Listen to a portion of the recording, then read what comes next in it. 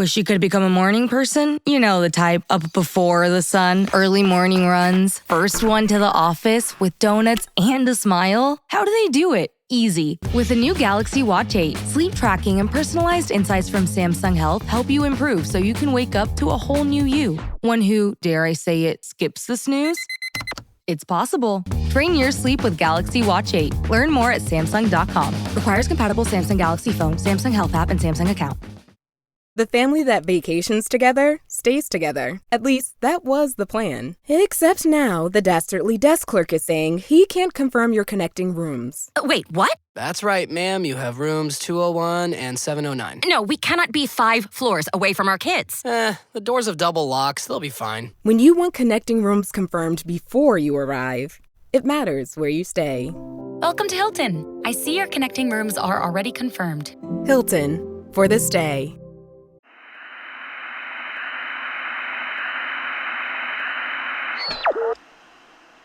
This October, the wrong station celebrates a decade of dread. You can read the show notes to discover terrible new ways to celebrate with us.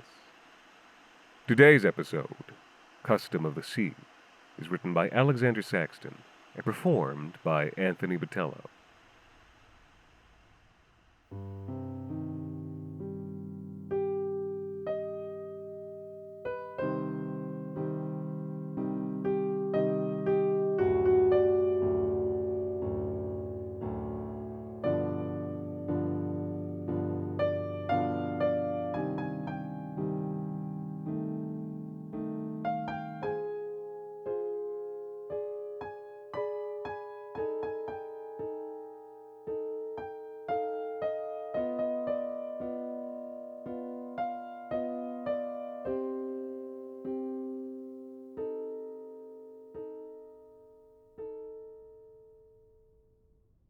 I can still remember the scream of timbers and the roar of flame as the frizzen went down.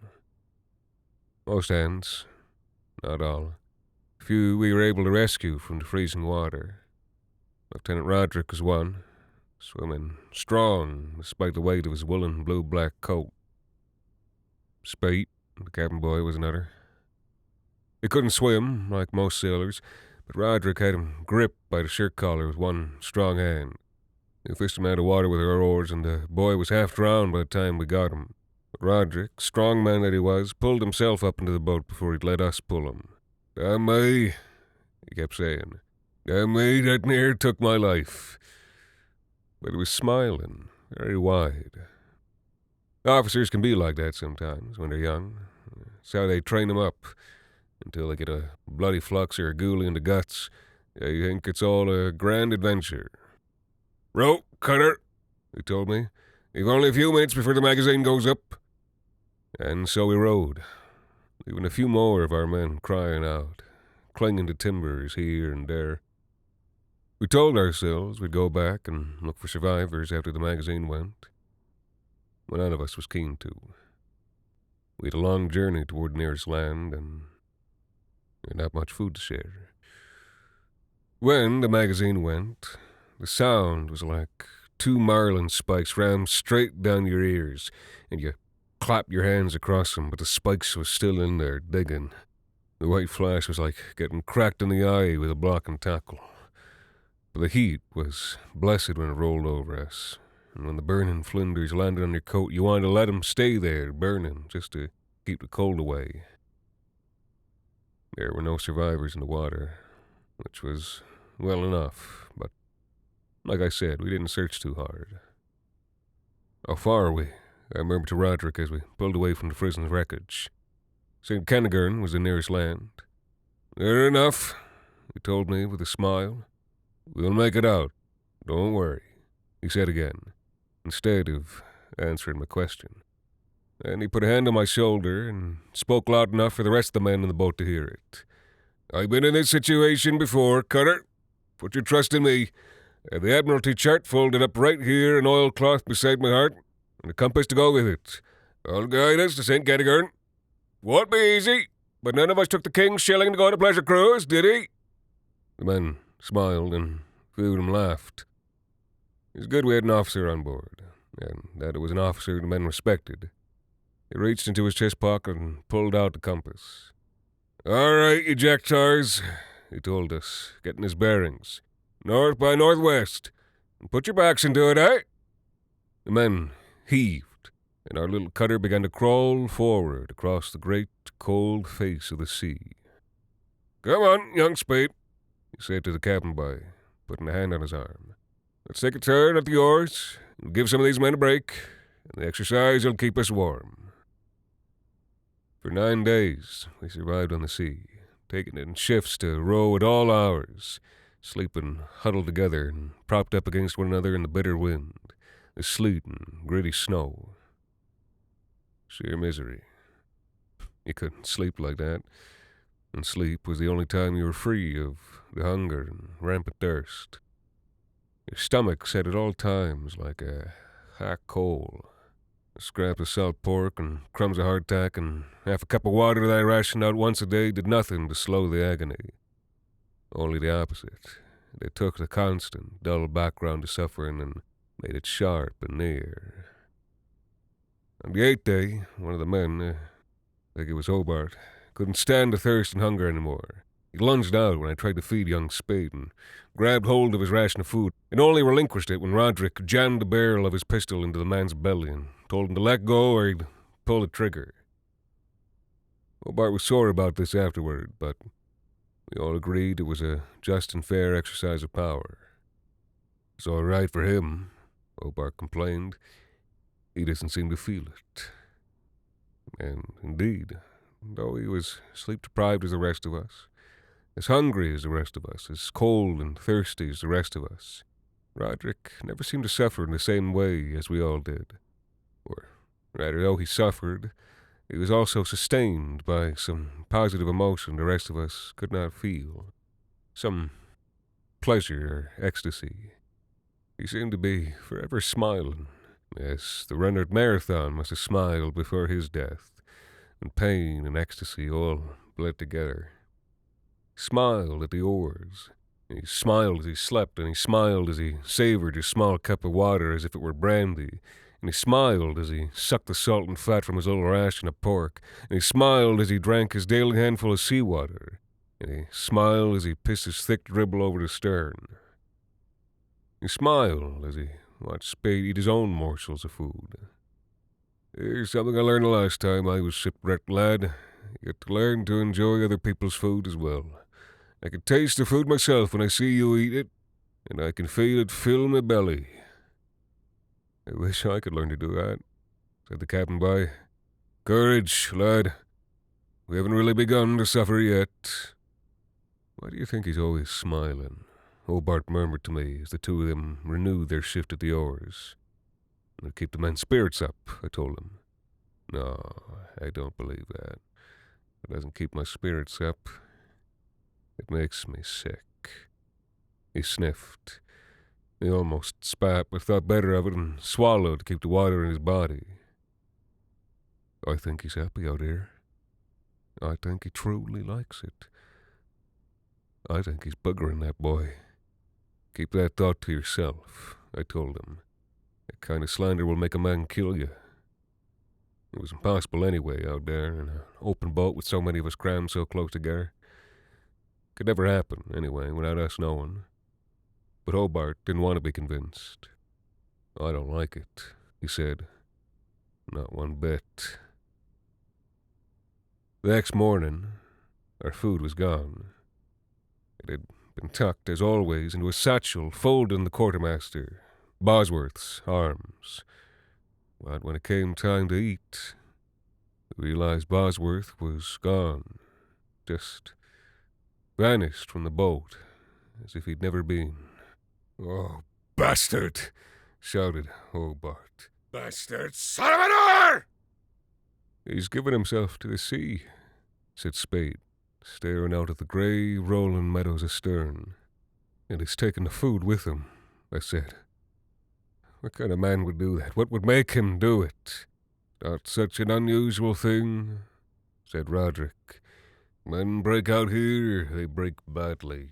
"Son of a whore! Hobart howled at the sea.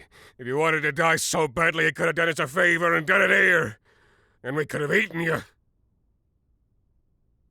It was the first time on that awful voyage anyone mentioned the possibility aloud. Oh, certainly we'd all been thinking it for days, but to say it aloud made it real. Made it real for the first time. We all sat in silence for a few minutes as the words echoed away.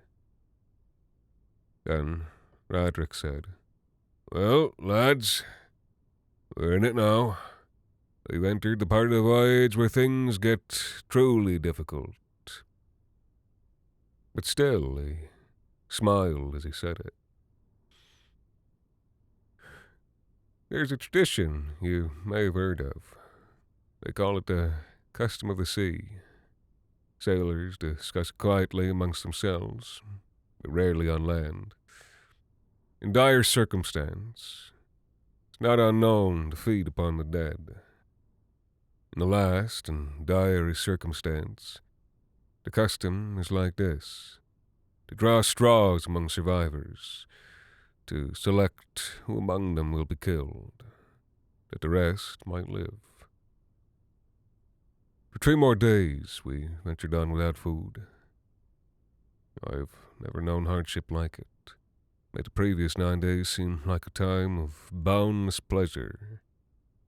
On the 13th day, Roderick arose in the stern and bid the men to stop rowing. For once, he was not smiling. "Gentlemen," he said, "the time has come." We all knew exactly what he meant. From his pocket he procured a series of matches, and before our eyes he took a knife and cut one of them short. Then he turned his back and jumbled them in his hands and turned back around. "Pick," he said to Goodson, and without question that man picked, and then the next, and then the next. Each pulled gladly. At that point I'd have been just as happy to play victim as survivor. May God forgive us. When it came to me, I tried to pick a match, but found it held tightly in Roderick's fingers. I looked up and saw his eyes glance sharply to the left. I picked a different match instead. So, Roderick was playing favorites. It was not just, but it was the way of the world. I saw the same thing happen with Spade, and then I knew for certain it was to be Hobart. Everyone knew he was a problem on the boat. Everyone knew things would be safer, peacefuler, if he were the one. It was his turn after Spade, and from the look on his face, I knew he knew the same thing that I was thinking. Still, though, without complaint, he pulled. Then the last match was left in Roderick's hand, and it was long. So was mine, and Goodson's, and all the others. And so was Hobart's. I saw the look of shock on young Spade's face, the betrayal as his eyes shot up to meet Roderick's. "Young Spade," the lieutenant said, "you chose the short match." But you... "This is the custom of the sea," said Roderick. And he was smiling again. And I had the most horrible notion that he'd been waiting for this moment the last 13 days. "Mr. Hobart, will you hold him?" "Please," said the boy. Something was off here, something wrong. But we were starving, all of us. The lots had been pulled according to custom. Without the custom, we would starve. "Please!" the boy shrieked, but Hobart took hold of him. Then we all watched in silence as Roderick produced his knife, approached the boy, and then, looking in his eyes, put the tip of the blade against his belly and began to push. A moan went up from the boat at the sight of fresh red blood. I don't know if I joined in. He was the only color any of us had seen in nearly 2 weeks. They watched the boy's eyelids flutter and his mouth work as Roderick slowly cut him, making sure to spill as little blood as could be spilt. What else could explain such slow carefulness in the killing? Then he reached into the boy and pulled something out. His liver, I think. It was purplish and it steamed in the cold air. And he ate it with his 2 hands, still looking at the boy as we fell upon him, and God save me, I was one of them. I took up the lieutenant's knife, and I cut from Spate's thigh, and I ate of it. I do believe the boy was still living at that point. When the feast was over, we all of us slept. All, I think, except for Roderick, who lay back in the stern of the boat in a dreamy state, with his bloody fingers trailing in the water behind. The next day we found some of our strength had returned. There were seabirds perching on the gunwales, their beaks red with cabin boy, and we drove them off, but did not kill or eat them, for it is bad luck to do so. "Take us hard to port, Mr. Cutter," Roderick said, and the instruction lighted upon me as odd, though he had been veering constantly to port for many days. Still, he had his compass and his chart, and I trusted that he knew the way. We ate more of young Francis Spate that day and the next. We drank his blood instead of seawater, all of us hunched around his belly like cattle at a trough. There was little of him left the next day when we sighted land. In our shame, we disposed of his body overboard and washed as much of the blood as we could out of the bilges with our bailing bucket. Then we cleaned ourselves in freezing seawater and pulled ashore. St. Kentigern is a featureless grey-green mound in the frozen sea. There's a whaling station and 10 million seabirds and nothing else. At night, the whalers wrapped us in blankets and fed us corned beef and watered rum with limes. They asked us few questions, and we volunteered no answers. We were a few weeks before a whaler picked us up. I saw a map of the island on the payroll agent's desk in that time. Something that stood out to me was how they'd come from the south, but circled round to land upon the north side of the island. We all spoke little in those weeks, and less on the ships were home. I never asked Roderick the one question that had plagued me since he first mentioned he'd been shipwrecked another time before. Had he, on that occasion also, enacted the custom of the sea? I believe I have my answer now. 3 years after I returned home to Halifax, I ran into a whaler who had sailed that part of the world. Devil's Reef. They told me the place where the Frisian had gone down. It's practically beside St. Kentigern. If you had no storm, you should have made the journey in less than a week. And then, just this morning, I opened the papers where I found a story waiting. A ship gone down in the South Sea, the Adicat. 12 survivors rescued from the sea after almost 20 days. Among them, the ship's captain, a Mr. H. Roderick, and also the boatswain, a certain Daniel Hobart.